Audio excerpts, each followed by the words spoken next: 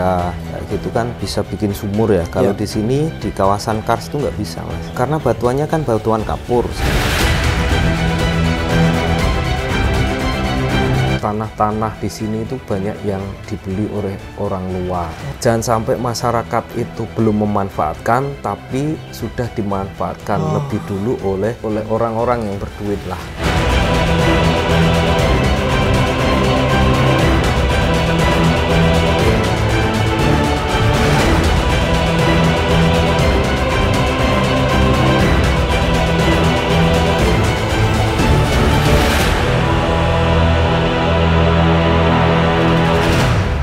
Assalamualaikum Mas Ruby. Waalaikumsalam. Sehat ya? Sehat. Alhamdulillah. Alhamdulillah. Sehat Mas. Sehat ya? Nggak ada yang sakit ya di rumah ya? Ya. Alhamdulillah sehat semuanya. Sehat semua ya, soalnya kan cuaca lagi nggak nentu seperti ini Mas. Mas Ruby, kita terakhir ketemu di setahun lalu kayaknya ya? Kalau nggak salah pas saya syuting terakhir itu sama Mas Ruby itu ya? Iya. Yang mau acara Jogja Tahun atau 2 tahun ya? Setahun ya? Setahun kayaknya. Dan saya kenal Mas Ruby sudah 4 tahun kalau nggak salah, 3 tahun. 3 tahun lebih lah, mau jalan 4 tahun ini. Dari mulai proyek air bersih. Dan memang ketika saya pertama kali ketemu Mas Ruby, terus kenal sama teman-teman kombi, di situ saya tertarik ingin coba ngobrol lebih lanjut seperti itu, karena saya belum sempat hari ini nih ini untuk ngobrol lanjut terkait kegiatan-kegiatan Mas Ruby bersama kombi. Mas Ruby, saya dan teman-teman itu sering lihat video Mas Ruby itu ada di akunnya Wakaf Quran terkait dengan proyek air bersih. Nah, saya mau tahu dong Mas, sedikit profilnya Mas Ruby itu bagaimana? Ya, saya petani biasa sih Mas. Petani Jadi, biasa, Masya Allah. Saya nggak petani sih, ya cenderung ke peternak saja, karena saya melihara kambing sama sapi. Tapi juga punya pekerjaan sampingan, jadi bekerja di sebuah madrasah swasta begitu, dan otomatis kan hanya jadi guru tetap yayasan itu, karena saya ikut yayasan lembaga pendidikan begitu. Kemudian ya kebetulan di situ saya jadi kepala madrasah di salah satu madrasah swasta yang kalau dulu pas ketika saya berkegiatan pokoknya ada gugur gunung jilid 2 di Bule Jajar itu kan, saya masih di Madrasah Ibtidaiyah Yapi Balong. Kemudian dari tanggal 3 Februari kemarin saya sama yayasan kan dipindah ke salah satu madrasah di Tepus, Kecamatan Tepus atau Kapanewon Tepus, tepatnya di MI Yapi Tegal Weru gitu. Gitu ya? Ya. Jadi kegiatannya sehari-hari ternak kambing, sapi, apa gimana Mas? Ya sehari-hari ya, Itu ya? saya harus ngarit. Jadi nanti kalau biasanya sebelum asar atau sudah asar itu cari HMT, hijauan makan ternak untuk kambing itu. Itu kalau pagi ya biasanya karena akses jalan istri saya kan bekerja jadi guru juga di salah satu SD di Kapanewon Giri Subo. Saya harus ngantar dulu istri sama anak saya ke sana. Ya jarak sebenarnya hanya 8 kilo, tapi semenjak pembangunan JJLS ini jadi 22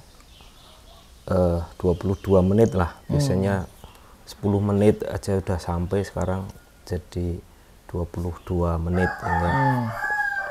Setelah itu saya ke Tepus. Ya kalau ke Tepus itu jarak dari rumah saya kurang tahu, tapi perjalanan itu sekitar 20-an menit lah sampai dari rumah itu ya, dari rumah sampai di Tepus gitu. Nah, saya pengen tahu Mas, awalnya karena kan Mas Ruby itu kan sudah dikenal sebagai apa namanya, pegiat sosial lah istilahnya gitu kan, bukan sosial media ya, tapi sosial gitu, sosial masyarakatan gitu. Dan saya pengen tahu sejak kapan nih Mas Ruby itu punya keinginan untuk bisa terjun ke dunia seperti itu? Ya sebetulnya karena saya lahir di sini Mas, di Jepitu. Itu sebetulnya dari awal sih sudah apa ya, bersama teman-teman itu untuk apa, membuat sesuatu yang mungkin bisa bermanfaat untuk masyarakat, walaupun skupnya itu hanya sebatas desa, tingkat desa begitu. Sehingga dulu itu 2006 itu sempat ada yang namanya perkumpulan masyarakat konservasi Wediombo Lestari dulu. 2004 itu ya? 2006. Oh 2006. Nah itu karena ada KKN tematik dari UGM, ya outputnya itu ada kelompok untuk melanjutkan kegiatannya teman-teman KKN tematik 2006 dari UGM itu, sehingga muncul itu perkumpulan masyarakat konservasi Indonesia. Nah kemudian beriringnya waktu, teman-teman itu kan fokusnya ke banyak yang hobinya memang hobi ke caving. Jadi kemudian teman-teman bikin komunitas yang namanya Kombi ini, yang sekarang masih ada itu. Jadi itu tanggal, pokoknya kita istilahnya membentuk itu di tanggal 27 November tahun 2007 dulu itu. Kemudian alhamdulillah sampai sekarang masih eksis, walaupun ya orang-orangnya itu terus. Kemudian juga walaupun ada regenerasi, tapi ya karena di desa memang lamban. Jadi beda dengan komunitas-komunitas kayak misalkan organisasi-organisasi di kota itu, sehingga regenerasi kami memang lamban lah, sangat lamban lah begitu. Karena sampai sekarang juga simpatisannya sih banyak, tapi yang ikut terjun langsung untuk bersama-sama Kombi itu hanya berapa begitu. Itu pun ya karena kesibukan masing-masing loh. Dan di Kombi hanya yang jelas itu untuk mencari sebuah kemanfaatan diri yang terkumpul di komunitas itu. Masing-masing teman-teman itu kan punya kehidupan masing-masing, dengan pekerjaan masing-masing, dengan keluarga masing-masing. Itu kalau dulu kan kita setiap malam kumpul diskusi macam-macam, itu karena dulu kita juga belum punya tanggungan keluarga. Tapi kan sekarang teman-teman sudah banyak yang menikah, jadi punya kehidupan masing-masing, punya pekerjaan masing-masing begitu. Walaupun begitu, tapi kami tetap selalu komunikasi, selalu berkegiatan bareng di Kombi begitu. Walaupun memang ketika di musim hujan itu kami biasanya off berkegiatan. Karena apa? Pertama karena teman-teman rata-rata kan petani, jadi harus bercocok tanam dan seterusnya. Tapi kalau musim kemarau itu biasanya ya berkegiatan bareng. Ya lebih-lebih ketika dari 2015 ada gugur gunung pertama, gugur gunung Kever pertama, itu kan teman-teman Kombi harus punya harus meluangkan waktu karena sudah bertanggung jawab untuk merawat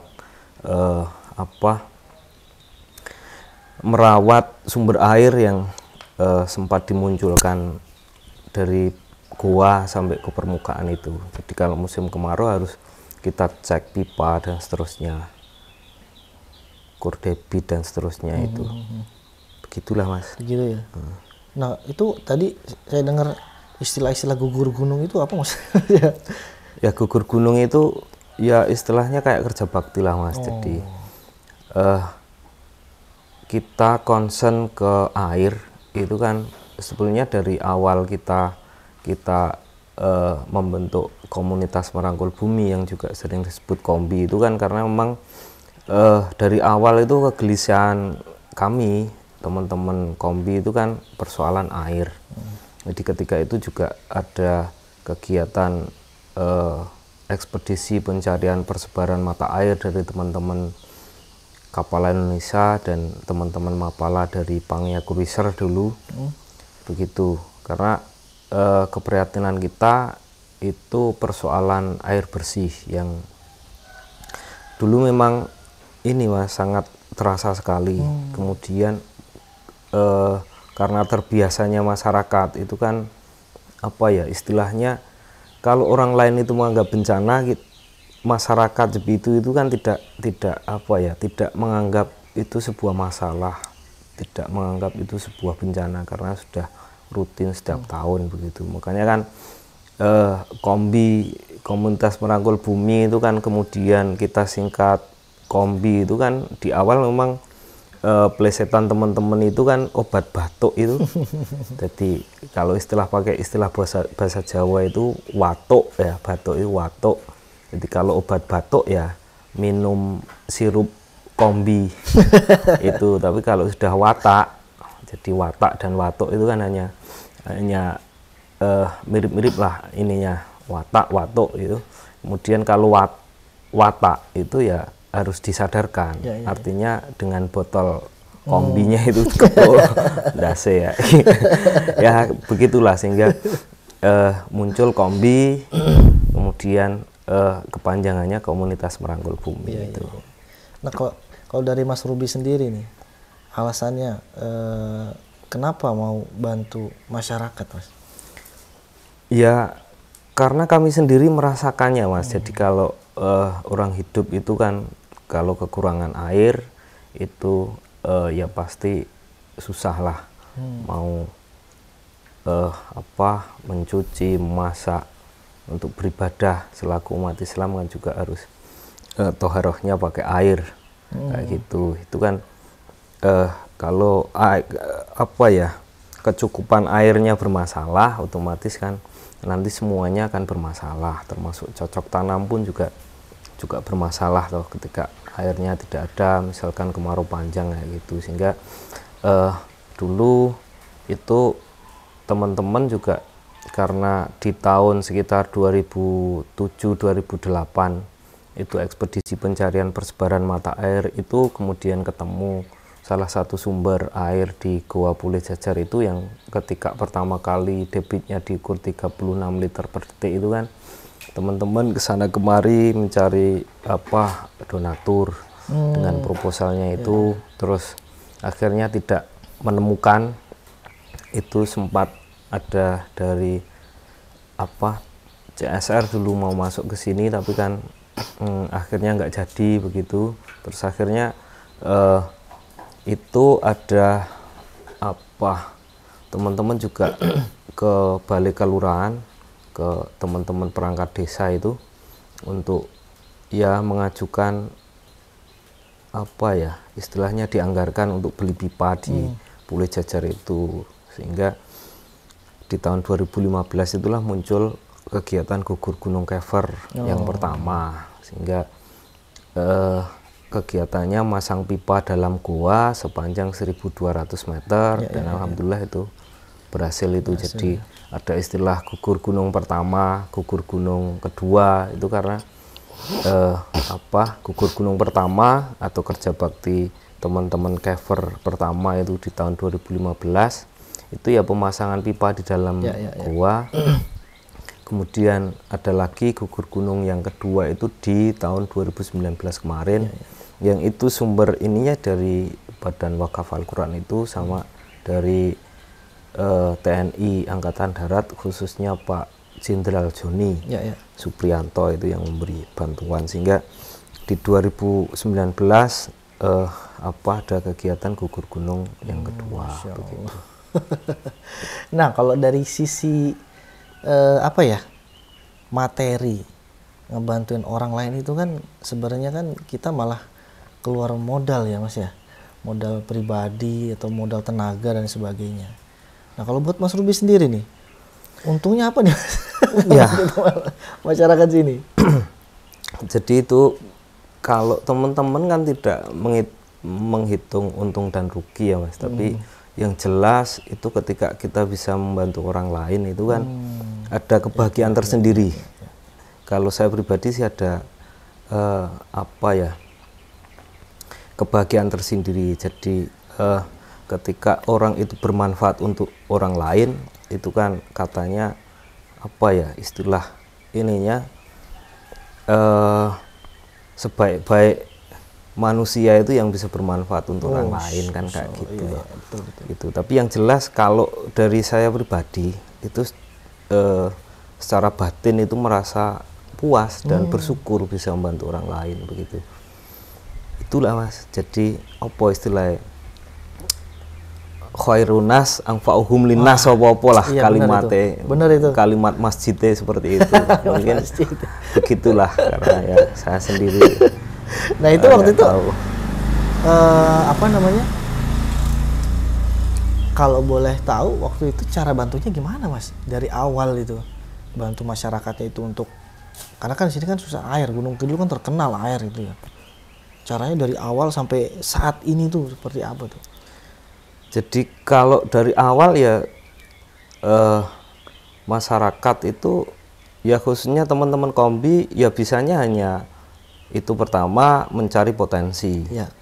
Nah, kemudian alhamdulillah potensinya ketemu di tahun 2008 itu, potensi sumber air. Kemudian selanjutnya kita berjuangnya kan kita tidak pakai materi, karena yang jelas kan ide pemikiran itu kita perjuangkan. Akhirnya sampai ke pemerintah kelurahan atau yang dulu itu masih pemerintah desa, akhirnya dianggarkan dana sekitar 56 juta atau berapa dulu itu untuk membeli pipa, kemudian aksesoris pipa dan seterusnya. Itu kemudian alhamdulillah ya bisa dipasang itu di 2015 begitu, karena kan sini itu sebetulnya ada sumber air yang namanya Kali Puring itu. Jadi ada goa, kemudian keluar airnya itu, tapi kan debitnya kecil, jadi kalau musim kemarau itu apa ya, habis. Dropping pakai truk tangki itu habis, jadi kurang begitu, sehingga kami berusaha mencari itu sih, jadi mencari solusi. Jadi sebetulnya kan kalau teman-teman Kombi utamanya ini kan tidak apa ya, membantunya itu hanya sebatas itu, tidak ngasih bruk kayak gitu, enggak. Tapi kan yang jelas kami berusaha untuk mencari solusi, dan solusinya ya harapan kami kan bisa permanen. Jadi kalau kekurangan air itu, kalau solusinya apa, dicarikan solusinya dropping itu kan ketika airnya yang di dropping itu udah habis dimanfaatkan kan tidak permanen, artinya harus di dropping lagi. Tapi kan kalau misalkan kita mencari sumber air dan ketemu itu kan jadi salah satu sumber yang apa ya, yang permanen lah begitu. Solusi yang permanen. Masya Allah, berarti udah segala dari pas nemuin solusi atau potensi ya, potensi itu berapa lama itu Mas ketika waktu teman-teman Kombi itu? Ya sampai eksekusi 2015 itu ya bisa dihitung sendiri, dari 2008 ketemunya itu 2015 baru berkegiatan, kemudian ditambah 2019. Yang jelas kan di 2015 itu sudah ini 2015 akhirnya sudah bisa keluar, itu sudah menjadi apa ya, memberikan solusi persoalan air sih begitu. Dihitung kalau 2007 8 tahun ya? 8 tahun. 2007 sampai 2008 atau 6 itu Mas. Yang mana yang itu ya? Yang dari 2008 sampai ke 2015 7 tahun 7 ya? Kayaknya 7 tahun. Itu pencarian itu 7 tahun, masukin gua gitu Mas ya? Apa gimana Mas? Nah iya, jadi kalau kegiatan ekspedisi pencarian persebaran air itu kan dulu kami belum bisa caving ya. Jadi kami hanya sekedar membantu, dan kami diajari berkegiatan caving itu. Jadi berarti gini, kan yang saya pahami itu memang Kombi itu adalah dari dulu emang udah caver gitu. Ternyata bukan ya? Bukan. Oh gitu. Jadi kan awalnya dari kegiatan ekspedisinya teman-teman Mapala, Mapala Pangea Cruiser, divisi caving itu ya kita hanya kayak porter itu nunjukin jalan, kayak itu diajari pakai GPS, kemudian diajari soal masuk goa, kode etik masuk gua seperti apa ya gitu. Sehingga dari kalau tidak salah itu dari 2007 lah gitu. Jadi teman-teman kan akhirnya bisa caving, bisa masuk goa itu kan berawal dari itu. Kemudian sampai 2008 ketemu ketemu potensi yang di Goa Pule Jajar itu, kita juga ikut mapping juga dari teman-teman itu kan, karena dulu ya base campnya kan di sini di rumah saya ini dulu kegiatan ekspedisi itu lah. Itu ya kita belajarnya dari situ, dari teman-teman Pangea itu. Begitu Mas. Wah, berarti teman-teman Pangea itu berjasa itu ya untuk ngajarin teman-teman kombi biar apa nih bisa caving gitu ya. Masya Allah, luar biasa. Iya Mas. Teman-teman Pangea Cruiser dari UPN. UPN ya? UPN veteran. Masya Allah. Mas Ruby, memang seperti apa sih kesulitan air yang ada di sini nih? Kayaknya kok sulit banget gitu. Sampai Mas Ruby sama teman-teman kombi ini bergerak gitu. Ya, karena tidak ini Mas, secara kontur, secara geografis itu kan, karena di sini kan wilayah Kars. Ya. Jadi wilayah Kars itu berbeda dengan wilayah yang lain, kayak misalkan kayak gitu kan bisa bikin sumur ya. Kalau di sini di kawasan Kars itu nggak bisa Mas. Kenapa Mas? Ya karena batuannya kan batuan kapur. Jadi airnya itu kalau misalkan ini Bukit Kars itu, ini kan air ke sini, ini kan tembus sampai bawah. Berbeda kalau misalkan daerah-daerah yang dekat gunung api itu kan, kalau misalkan air jatuh kayak gini kan di atasnya tanah, di bawahnya ini baru batuan sedimen itu, air kan tidak kemana-mana, hanya di situ di dalam. Jadi ketika misalkan tanahnya digali, air itu kan menggenang di sini walaupun di bawah tanah ya maksudnya itu. Jadi istilahnya kan ada air bawah tanah sama air tanah, gitu toh. Kalau tidak salah seperti itu sih. Jadi kalau airnya itu air tanah kan bisa bikin sumur. Kalau di sini nggak bisa, karena kan air yang masuk ke Kars ini kan tembus bawah, ngumpulnya ke sungai bawah tanah itu, lorong-lorong goa itu ngumpul jadi satu sehingga jadi aliran kayak gitu. Oh, berarti di bawah ini ada banyak sungai bawah tanah berarti ya? Ya belum tentu Mas, hanya saja kan lorong-lorong itu pasti banyak karena terbentuknya karena tetesan-tetesan air ini toh. Jadi bikin rongga jadi stalaktit itu karena pasir, karena kapur toh. Sehingga ngumpulnya air itu ya ke sungai bawah tanah itu. Jadi ngalir begitu. Berarti kontur di sini kalau di tempat lain itu kan tanah berbatu. Kalau di sini batu bertanah berarti ya. Karena kan lebih banyak batunya ya. Batu karang tadi itu ya. Iya. Jadi ya seperti itu. Masya Allah. Jadi memang kan kalau saya lihat di sepanjang perjalanan itu banyak tuh batuan-batuan yang memang bolong-bolong gitu. Berarti lewat bolong-bolong itu ya ke bawahnya itu ya. Iya. Jadi kan kalau batuan Kars itu kan kayak spon Mas. Iya. Ya spon. Jadi airnya ya meresap ke itu, tidak ini kemudian merembes ke bawah gitu. Oh, berarti bukan yang dari celah-celah bolong kecil itu, tapi memang kontur batunya itu ya? Iya. Yang meresap ya? Karena jenis batuannya itu. Iya, saya baru tahu. Karena kan kalau yang saya lihat di gua-gua itu ada, ya itu tadi stalaktit itu ya? Iya. Ngalir air terus. Itu berarti dari atas itu? Iya. Terus ke bawah, terus di bawah itu ada aliran sungai. Nah, ini aliran sungainya kemana Mas? Ya muaranya kan tetap ke laut. Oh, ke laut lagi. Oh, pantesan ya. Itu susah banget tuh berarti masih air ya.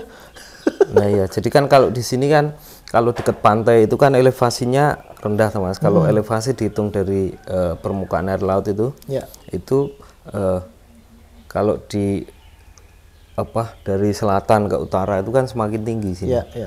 Itu dengan jarak 4 kilo itu beda tingginya 200, kalau sampai di sini ya sekitar 230-an meter lah. Beda tingginya. Oh gitu, ya Allah Rabbi. Itu dari dulu ya Mas berarti? Dari dulu seperti itu. Jadi kan makanya air itu bukan susahnya itu bukan karena tidak ada, tapi airnya itu memang jauh di dalam, dalam tanah, dan aksesnya sulit. Aksesnya, gitu. betul. Aksesnya sulit. Bukan karena nggak ada air, tapi Bukan, aksesnya.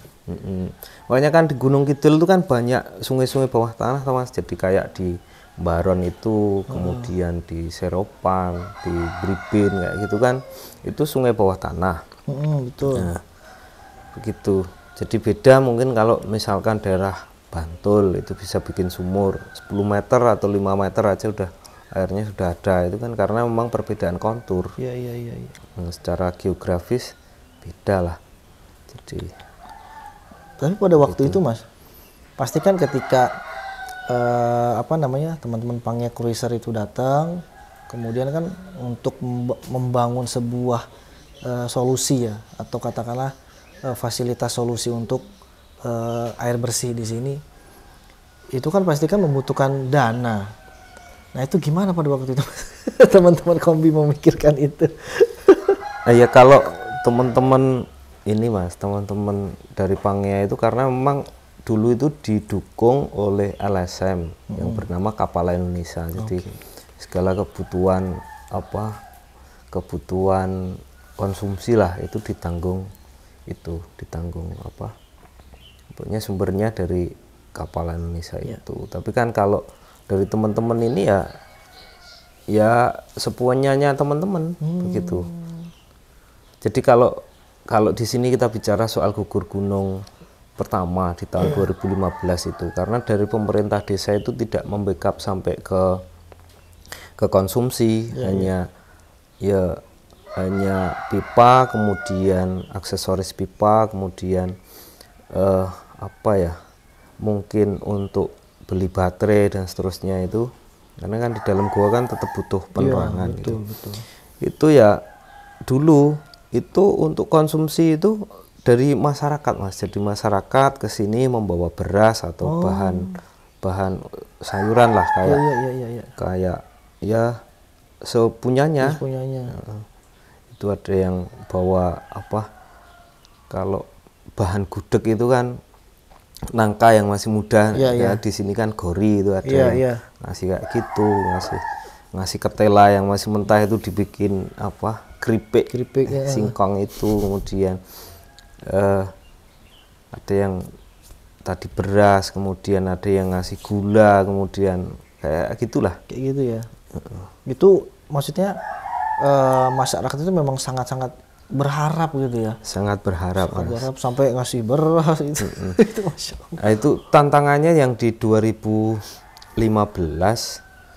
itu kan tantangannya besar sekali karena kan itu belum terbukti kalau di Goa Pulau Jajar itu kan keluar airnya itu banyak sekali yang istilahnya mengejek dan seterusnya itu yang jadi beban mental tersendiri untuk kita karena tingkat partisipasi di tahun 2015 dan 2019 itu beda. Jadi masyarakat itu di tahun 2015 itu partisipasinya dengan di tahun 2019 sangat berbeda. Nah, di tahun 2015 itu hanya teman-teman kombi saja yang ikut berkegiatan. Maksudnya yang dari masyarakat yang ikut berkegiatan. Yang lain dari teman-teman Mapala baik Jogja maupun Solo itu ini datang ke sini bantu kayak gitu. Itu kalau di 2019 sih sudah banyak masyarakat yang ikut karena memang sudah terbukti airnya keluar toh kayak gitu. Waktu itu gimana Mas kondisinya ketika 2019? Kondisinya ya di 2015 itu kalau tidak berhasil ya semuanya jadi malu Mas karena sudah berkegiatan heboh seperti itu sampai muncul banyak muncul di berita-berita itu tuh. Kayak dulu pernah diliput sama Jejak Petualang yang dari TV Trans 7 itu terus media-media apa cetak kayak gitu kan juga ada, yaitu itu udah heboh gitu ya. udah heboh di 2015, sehingga kalau itu tidak berhasil ya jadi apa ya, saya itu sempat Mas, kalau misalkan tidak berhasil mungkin saya boyong dari situ pindah ke Sumatera atau ke Kalimantan kayak gitu. Sempat punya pikiran kayak gitu, tapi alhamdulillah itu berhasil. Tapi waktu itu udah heboh begitu, dapat keyakinan dari mana kalau itu akan berhasil, Mas? Sehingga menguatkan sampai berhasil, benar-benar berhasil gitu. Itu dari kegiatan mapping, Mas. Jadi ya? pengukuran di dalam goa itu, karena memang jelas-jelas ada beda tinggi 19 meter ya. Antara mulut goa dengan yang di goa itu. Jadi otomatis secara gravitasi kan jelas toh bisa keluar betul. Begitu. Itu pun juga sempat pusing ketika pipa itu sudah terpasang kayak gitu, tapi airnya tidak keluar. Itu sekitar 1 bulanan itu. 1 bulanan sempat ya kayak frustasi itulah, pipa udah terpasang tapi airnya nggak sampai itu. Itu Mas, jadi berbagai upaya dilakukan sampai ngisi pipa itu dengan kita bawa aki sama jet pump ke goa itu untuk ngisi pipanya itu biar nyedot sendiri itu sampai kayak gitu dulu itu. Nah, itu kenapa nggak bisa keluar? Akhirnya kan ditemukan masalahnya kenapa tuh? Ya masalahnya karena kita ini Mas, apa ya ngisinya kurang aja. Ngisi pipanya kurang dan tekniknya berbeda. Kalau pipa itu dipasang misalkan 100 meter itu udah dialiri ngalir kayak gitu kan, seharusnya baru disambung. Disambung terus gitu. Nah, dulu kan dari luar sampai dalam itu kan disambung dulu. Terus baru kita isi. Terus akhirnya enggak keluar. Tapi kalau misalkan kan beda. Ini kalau kegiatan di 2019 kan relatif lebih cepat. Ya walaupun itu kendalanya atau tingkat berat pekerjaannya berat di 2019 karena pipanya kan besar. Jadi kalau di 2015 kan hanya pipa 2 in, kalau yang di 2019 kan pipanya 3 in. Itu sangat berat itu. Nah, di 2019 kan pipa 1 yang di ujung sana itu diisi terus udah di-anchor komplit terus ngalir, itu baru kita sambung. Setelah di ujungnya itu udah ngalir sempurna, disambung lagi. Terus kayak gitu. Jadi ya mudah. Tapi kan berbeda ketika di 2015 itu semuanya dipasang dulu sampai sekitar 1 bulan lah itu. Itu waktu itu gimana Mas, kan nggak keluar? Diapain itu, apa dibongkar lagi semuanya atau pasang ulang atau gimana itu? Ya dulu pernah sampai pipa itu dikasih angin-angin dibolongi. Karena kan berbagai ide Mas. Jadi kita kalau mau berkegiatan itu kan misalkan besok berkegiatan nanti malam briefing. Nah, setelah briefing masuk sorenya itu baru kegiatan evaluasi. Begitu. Berarti di segala macam dicoba tuh caranya itu. Iya. Hingga akhirnya bisa coba keluar. Akhirnya bisa keluar itu. Jadi kegiatan di dalam goa itu 4 bulan Mas. 4 bulan ya? Ya. Kalau di 2019 4 bulan. Di 2015 juga 4 bulan. Di dalam kegiatan di dalam goa itu. Walaupun itu selang-seling sih, maksudnya kan kalau di 2015 itu karena untuk jaga-jaga kalau itu tidak ngalir, itu kan dari teman-teman ASC itu kan ngukur ini pakai total station itu, jadi ngukurnya valid karena grade-nya bukan grade ABCD lagi, tapi kan sudah istilahnya grade X kalau di mapping goa itu jadi standar BCRA grade-nya grade X itu, jadi tingkat toleransi kesalahannya kan sedikit gitu. Itu jadi kalau misalkan itu nggak bisa ngalir, rencananya ya mau dibur, mau apa, ngebor bagaimana caranya itu kan ada waterfall loh, kemudian ada Iya. kolam besar itu kalau misalkan tidak bisa apa, tidak ngalir ya rencananya mau dibur, tapi alhamdulillah akhirnya bisa keluar airnya. Kalau dibor berapa meter mas? Ya Dan itu dalam kan sih. butuh waktu yang luar biasa, itu kan batu mas yang dibor itu. Nah ya makanya kan kalau 2015 itu 4 bulan itu, jadi kalau Sabtu Minggu itu berkegiatan ngulur pipa itu, kemudian Senin sampai Jumat itu teman-teman yang mapping itu mapping terus. Jadi mappingnya aja 2 shift. Jadi shift pertama itu dari jam 8 pagi sampai jam 4 sore. Setelah itu dari jam 4 sore sampai jam 12 malam itu mas kegiatan mappingnya. Jadi kalau di 2015 memang full dalam 4 bulan itu, karena ada yang mapping, ada yang ngulur pipa itu selama 4 bulan itu. Tapi kalau di 2019 kemarin kan tetap kegiatannya hanya Sabtu Minggu itu, masuk gua ngulur pipa, anchoring pipa itu. Di 2019 ya 4 bulan sih, karena kan 2 jalur pipa yang kita pasang, kemudian tingkat kesulitannya lebih sulit daripada 2015 karena diameter pipanya lebih besar. Lebih besar ya. Berapa inci mas pipanya mas? Kalau yang 2015 kan 2 in. 2 in. Kalau yang 2019 itu 3 in dan 2 jalur. Oh 2 jalur ya. 2 jalur. Lebih besar terus lebih banyak juga ya. Dan kemudian mas, itu gua itu kondisinya gimana sih, maksudnya secara visual kita kan pengen tahu nih seperti apa konturnya, seperti apa, apakah semuanya itu batu atau air atau gimana mas? Ya yang namanya goa kan jelas lorongnya ada yang sempit, ada yang besar, ada yang terjal, ada yang ini, ada ya genangan air, ada yang airnya ngalir cuman dikit kayak gitu. Ya wajar lah goa. Tapi kan kalau di Pulau Jajar itu airnya mengalir mas. Airnya mengalir, kemudian panjang lorong utama yang ini kan 1.200 meter. Tapi kan kalau di total, karena itu ada lorong-lorong ini sih mas, pertigaan itu ada banyak sih. Jadi masing-masing sampai sekarang itu mappingnya di Pulau Jajar itu belum selesai karena lorongnya banyak mas. Jadi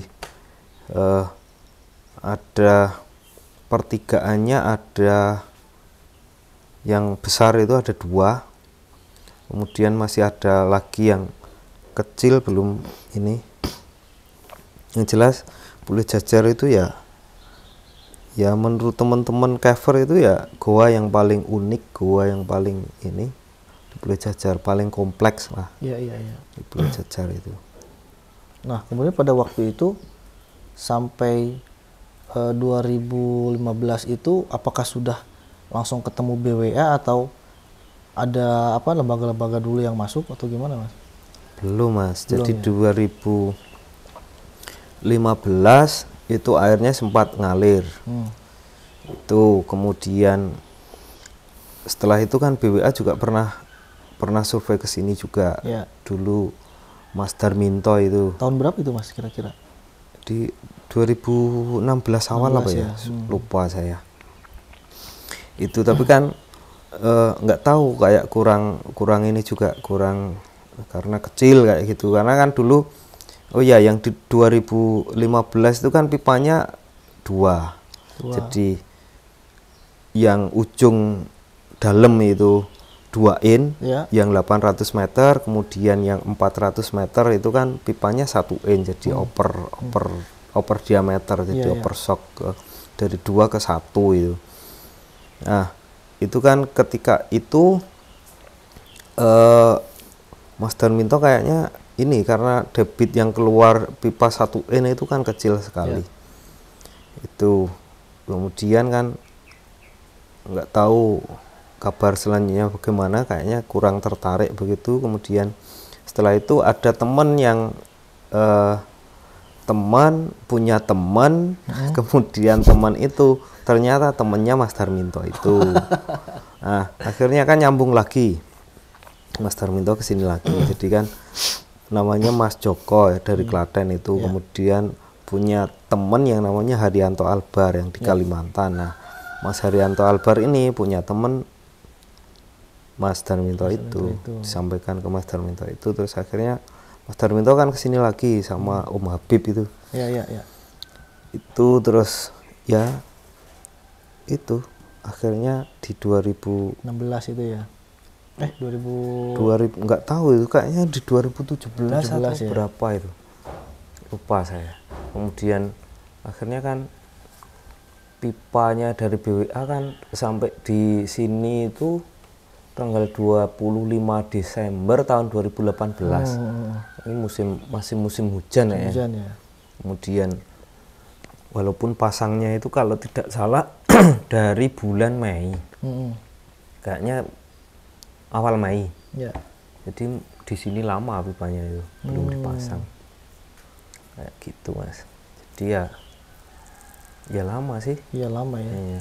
Karena juga kan di BWA kan di fundraising juga kan daripada para wakif. Nah itu dari BWA tuh apa aja Mas bantuannya Mas? Bantuannya kemarin ya pipa. Pipa berapa meter tuh? Pipa 1.200 meter itu. Jadi berapa gulung ya dulu ya, berarti segulungnya kan 100 meter. 100 meter berarti kan 12 gulung. Kemudian aksesorisnya ada sambungan pipanya itu, kemudian stop kerannya, kemudian bangun bak juga di sana. Baknya ukuran berapa itu Mas? Ukurannya kapasitas 60 kubik. Banyak juga ya. Ukurannya berapa kemarin ya? Karena kan itu dibagi menjadi 3 kotak ya. 3 kotak. Itu kemudian pompa sentrifugal dulu, kemudian genset. Tapi kan pompa sentrifugalnya itu kan gagal beraksi karena rusak loh. Nah, dari peresmian kemarin itu kan udah rusak dan sampai sekarang kan belum diganti, makanya gensetnya kita bawa pulang itu karena di sana juga kabel-kabelnya kemarin sempat dimakan tikus tuh, jadi ini dan sempat dibenerin baru berapa minggu yang lalu. Begitu Mas ceritanya. Itu yang dari BWA. Kemudian juga membelikan kayak headlamp, kemudian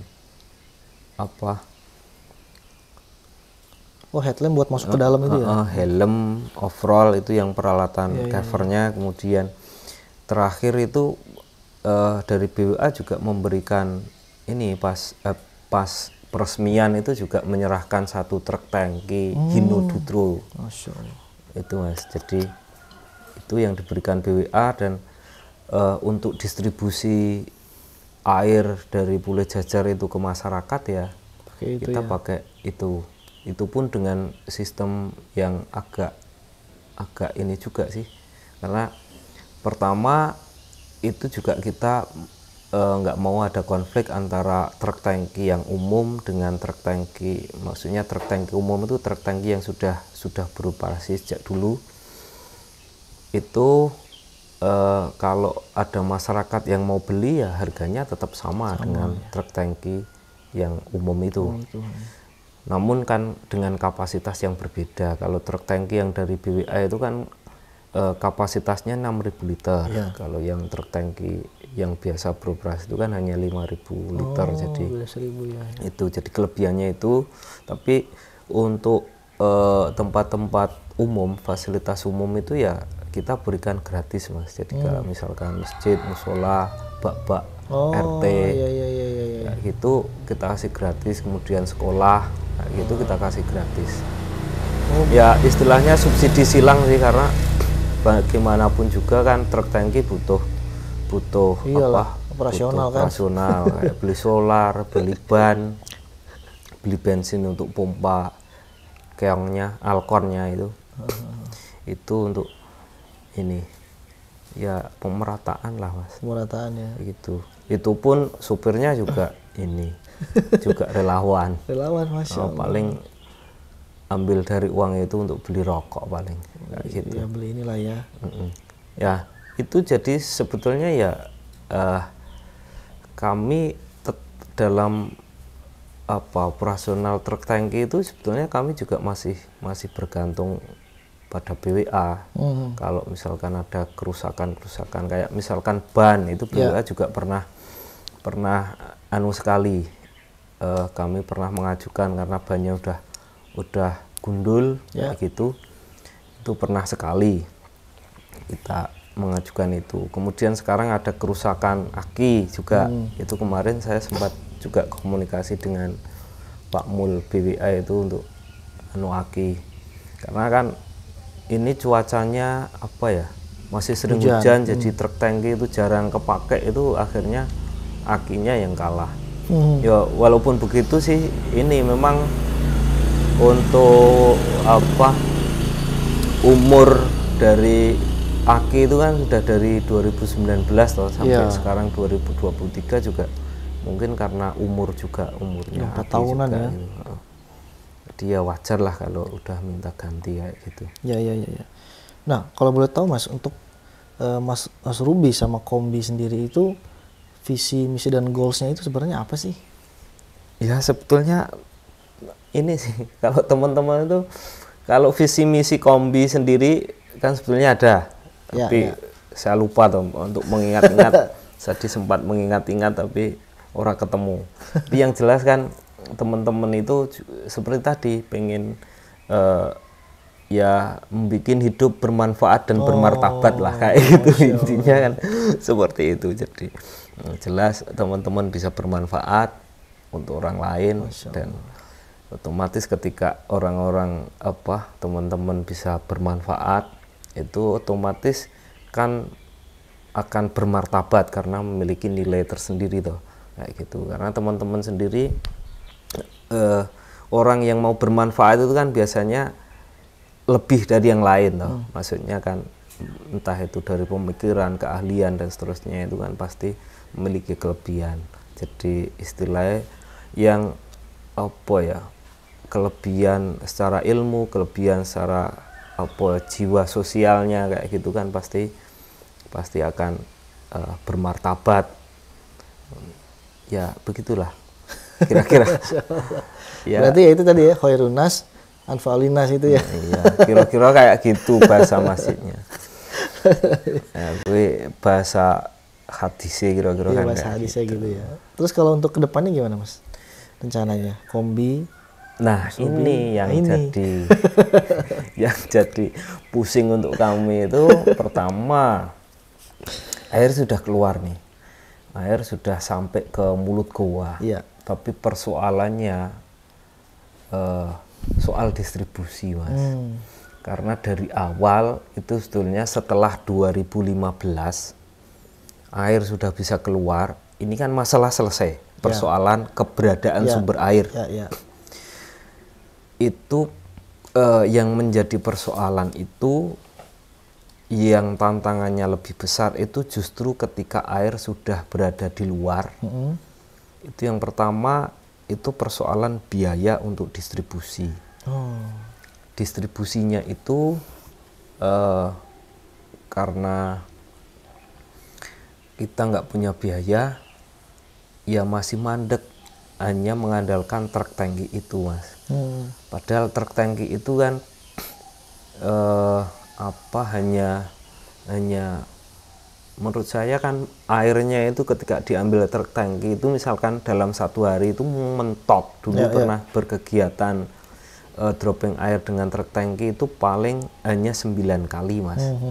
Itu padahal dari pagi sampai habis ngisak biasanya itu mentok hanya sampai 9 kali. Nah, itu kan masih banyak air yang keluar goa kemudian masuk kembali ke goa.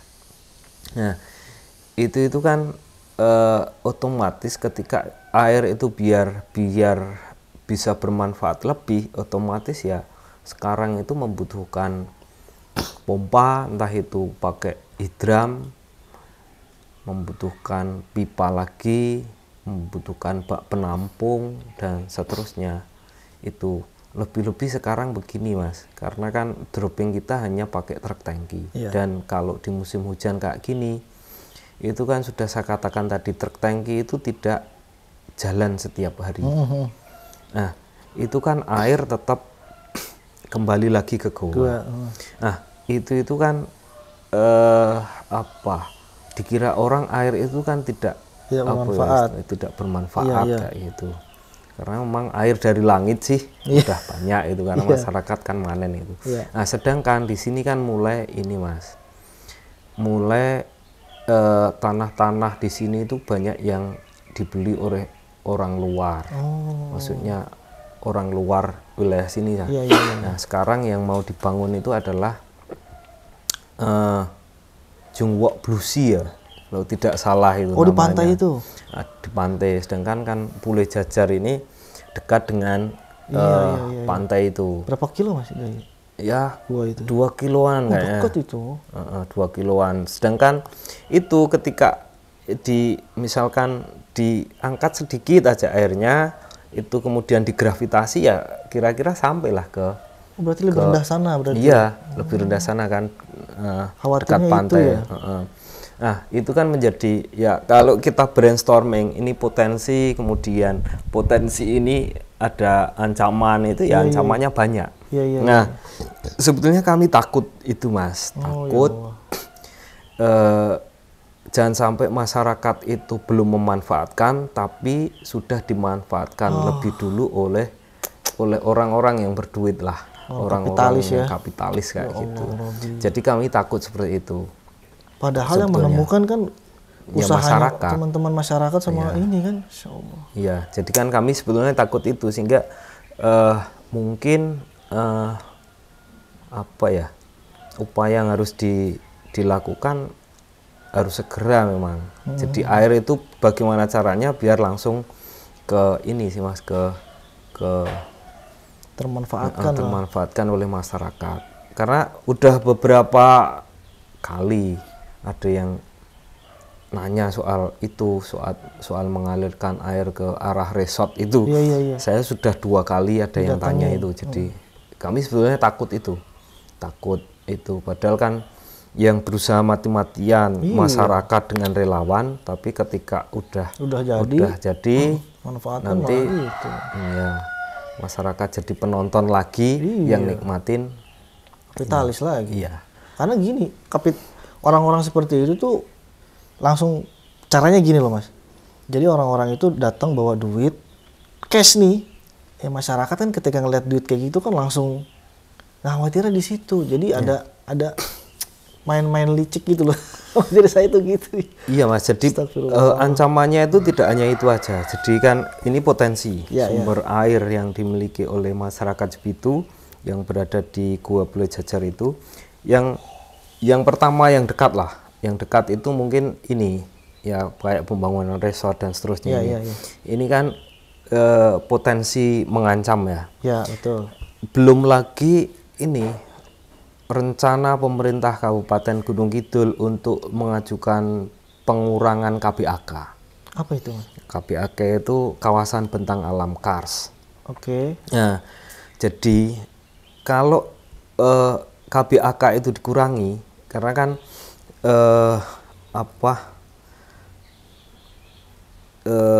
wilayah sini kan termasuk dilindungi Mas. Dilindungi itu masuk kawasan KBAK itu. Nah, kalau dilindungi kan tidak boleh ditambang. Kayak gitu. Nah, itu ketika sungai bawah tanah di wilayah Kars, itu ketika nanti ada tambang yang masuk, misalkan di sini di wilayah sini ini tidak lagi masuk kawasan bentang alam Kars, kemudian bukit-bukit ini digerus, dikeruk kayak gitu. Jadiin apa itu Mas? Semen apa? Iya, semen mungkin. Terus kayak gitu. Otomatis ini juga akan berpengaruh ke sungai bawah tanah. Betul. Itu karena dari awal kan sudah saya katakan bahwa Kars itu kan kayak spon. Betul. Jadi sekarang musim hujan kayak gini, misalkan hari ini hujan, itu pernah saya membaca jurnal di penelitiannya mahasiswa mana itu kan sampai di sini, sampai di sungai bawah tanah itu kan perjalanan air dari atas ini sampai di sungai bawah tanah itu selama 4 bulan. 4 bulan, oke. Nah, kalau ininya dikurangi, otomatis yang meresap air dari hujan itu kan berkurang. Jadi juga. ketika air jatuh di sini, terus langsung yang ke ininya lebih cepat karena ketebalannya mungkin kurang, juga langsung mengalir menuju ke tempat yang rendah, otomatis ke laut kayak gitu. Nah, ini juga ancaman juga Mas. Jadi makanya kan semenjak ada pemerintah yang mau mengurangi bentang usulan, jadi usulan pemerintah Kabupaten Gunung Kidul ke Badan Geologi, apa ya, Badan Geologi, BKSDA kayaknya tuh. Jadi kan yang menaungi kawasan terlindungi itu kan, bukan? Kalau ini kan batuan ini kan arahnya ke geologi Mas. Okay. Badan Geologi kalau nggak salah. Itu kan yaitu mau dikurangi sebanyak, kalau tidak salah itu dari 70.000 hektar menjadi 30.000 atau berapa. Jadi dikurangi 50. Ya sekitar lebih dari 50% kayaknya. Iya. Kayak gitu. Nah, saya berharap itu juga tidak jadi gitu, karena kan geopark Gunung Kidul menjadi salah satu geopark yang diinikan UNESCO itu kan karena memang ada bentang alam kars itu. Tapi kalau bentang alam kars ini dikurangi ya otomatis akan berpengaruh. Ekosistem Mas itu Mas. Jelas. Jadi uang JJLS saja. Ini kan pembangunan JJLS ini. Iya, jalan ini juga selatan itu juga sangat berpengaruh terhadap lingkungan kan jelas. Tadi saya lihat itu. Anginnya kencang dan banyak hal lagi lah kayak gitu. Begitulah. Saya jadi ingat itu loh. Videonya siapa? Mas Dendi Laksono itu yang wartawan itu yang meliput Indonesia biru pada waktu itu ketika keramang-ramang itu. Bagaimana masyarakat di sana mempertahankan wilayahnya yang memang sudah turun-temurun di situ untuk tidak dicaplok oleh kapitalis seperti itu. Ya inilah Mas, ini menjadi tantangan tersendiri. Tapi kadang masyarakat itu ya tidak memahami sampai di sana. Iya, kata masyarakat itu disibukkan dengan perut Mas. Lah ya, kadang kan ada orang yang nawar tanahnya dengan harga tinggi kayak gitu. Begitu, di sini banyak yang udah dijual Mas. Nah itu dia kan, laporan dari Mas Ruby juga sendiri kan udah banyak yang dijual. Ntar katakanlah gini, sistem mereka kan kalau dia udah dapetin pinggir jalan, sama mereka kan udah semena-mena di pagar, mau nggak mau sini harus dijual, nggak ada jalan keluar kan ke jalan. Itu kan strateginya orang-orang seperti itu kan begitu kan. Nah, iya makanya itu, jadi kan jadi gimana ya, mungkin kedepannya akan lebih sulit lagi. Berarti ada potensi dimatikan secara perlahan Mas. Nah ya, jadi itu kalau kita bicara soal potensi air di sini juga ancamannya banyak Mas. Betul. Masuk itu. Nah kami juga nggak bisa apa-apa selain hanya berusaha, hanya ngomong kayak gini. Iya. Itu. Kecuali nanti ada uluran-uluran tangan. Berharapnya gitu saya juga Mas. Untuk untuk bersama-sama lah berkolaborasi apa keinginan masyarakat sini dan juga donatur mungkin yang jelas kan semua sama-sama cari kemanfaatan. Betul. Lah. Kalau yang punya uang, yang dermawan nanti bisa menjadi jariahnya mereka, tapi kan untuk kami selain kita memberi manfaat untuk masyarakat sini kan kami juga ikut merasakan. Nah itu dia. Karena air itu kan sumber utama. Nah, iya. Ya kira-kira begitulah Mas.